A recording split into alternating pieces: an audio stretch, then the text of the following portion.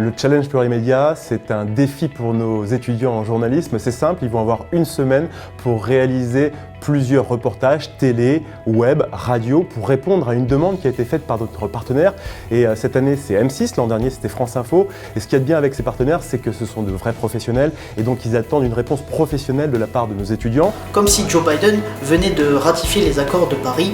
Il est 14h, dans le froid de l'hiver, la mobilisation étudiante continue. Ça veut dire que pendant une semaine, on va devoir produire du contenu pour M6, donc soit radio, télé ou presse écrite. Ils nous ont donné 3 thèmes, la nouvelle Amérique avec l'arrivée de Biden au pouvoir, la détresse des étudiants et le nouvel an chinois. Et pour les accompagner, on a plusieurs coachs, dont je fais partie, qui viennent comme ça en filigrane tout au long de la semaine, les conseiller, les aviser en fonction des choix qu'ils vont faire au niveau de l'édito et de la rédaction.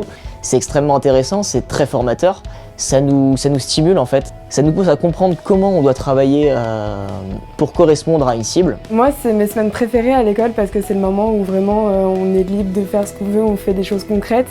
Et là, le faire pour un média, ça donne encore plus de motivation et on a vraiment envie de bien faire les choses.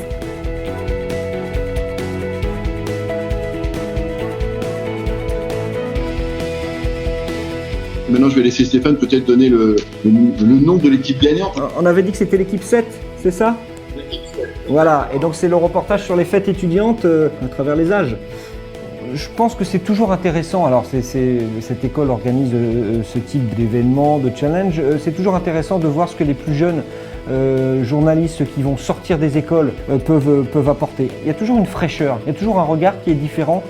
Ensuite, un conseil, c'est justement ça, c'est de garder cette force qui est les bases journalistiques qui sont les mêmes depuis des décennies, de rigueur, de structure de pensée, d'enquête, de sérieux, d'honnêteté, associée à ce vent nouveau et à cette façon de faire que les nouvelles générations ont et que nous, on n'avait pas forcément.